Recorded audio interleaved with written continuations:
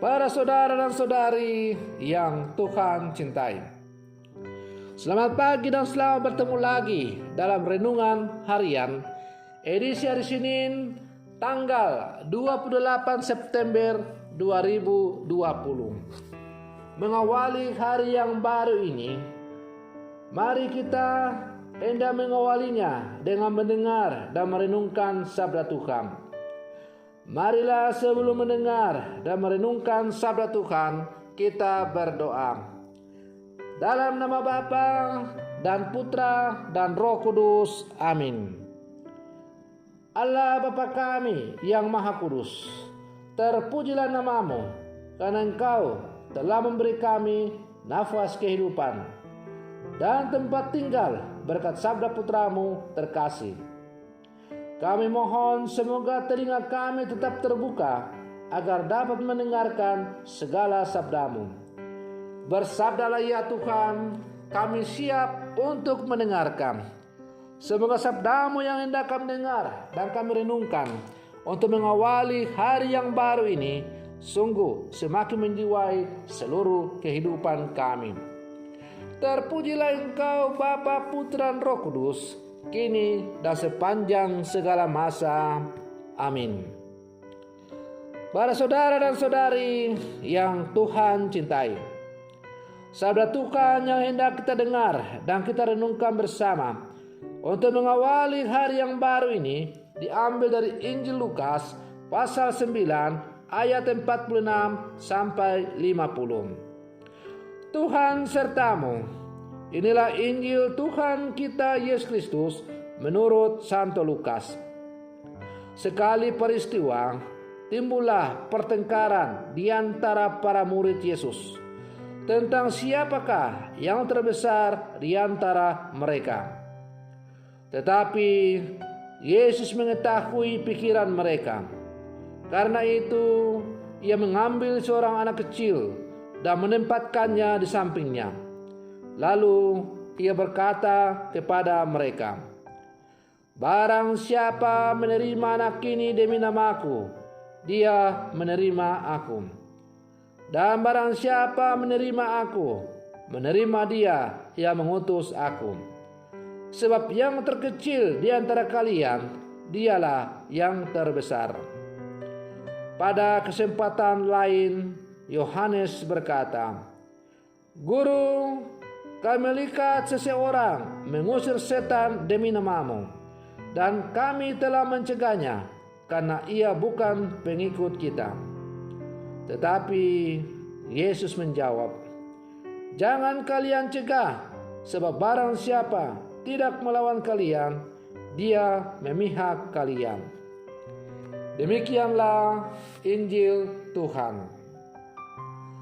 Para saudara dan saudari yang Tuhan cintai, dalam bacaan Injil tadi kita mendengar bahwa ada pertengkaran antara para murid tentang siapakah yang terbesar di antara mereka. Keinginan untuk disebut sebagai yang terbesar atau yang terpenting di kalangan para murid ini akhirnya dicoba untuk dipecahkan oleh Yesus dengan memberikan cerita yang sangat sederhana, tetapi memiliki makna yang sangat mendalam, yaitu dengan mengambil seorang anak kecil dan menempatkannya di sampingnya.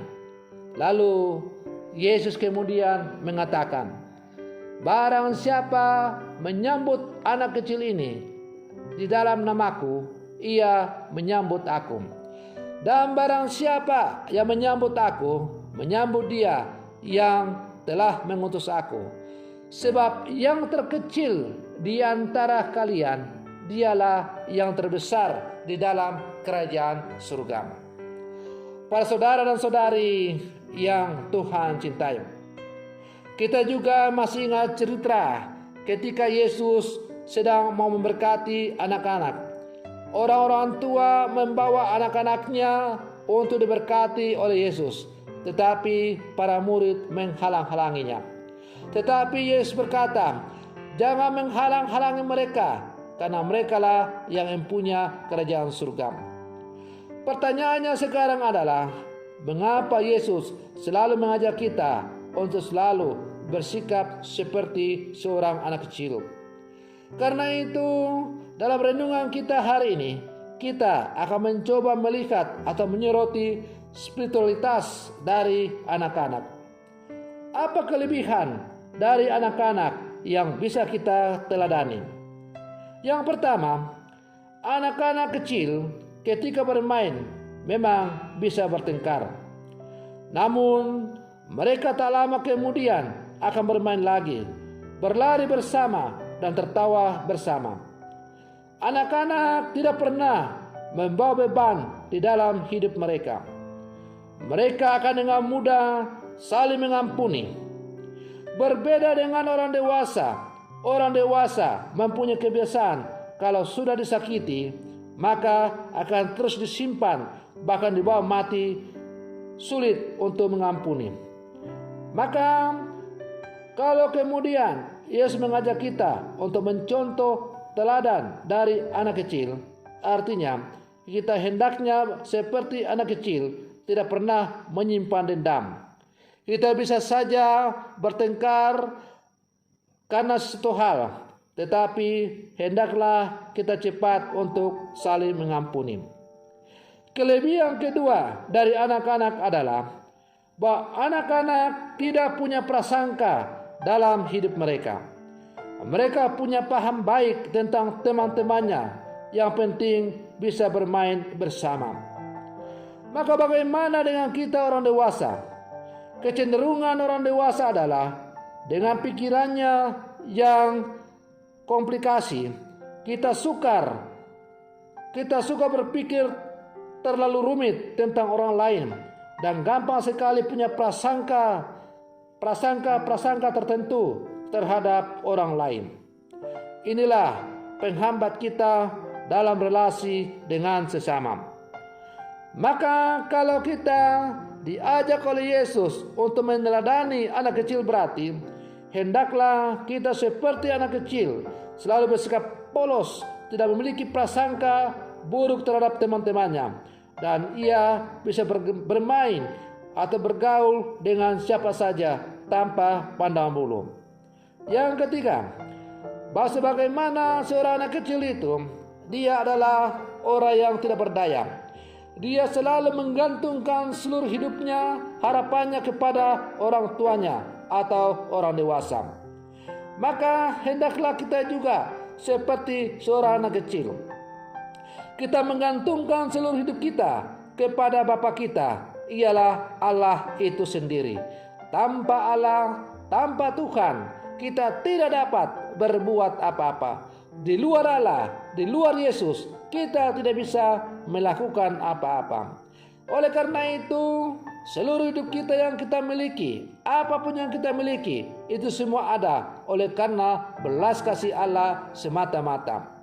Maka kalau kita yang hanya ada bisa hidup oleh karena belas kasih Allah semata-mata, mengapa kita selalu mau mencari yang terbesar, dihormati, dianggap penting dalam kehidupan kita?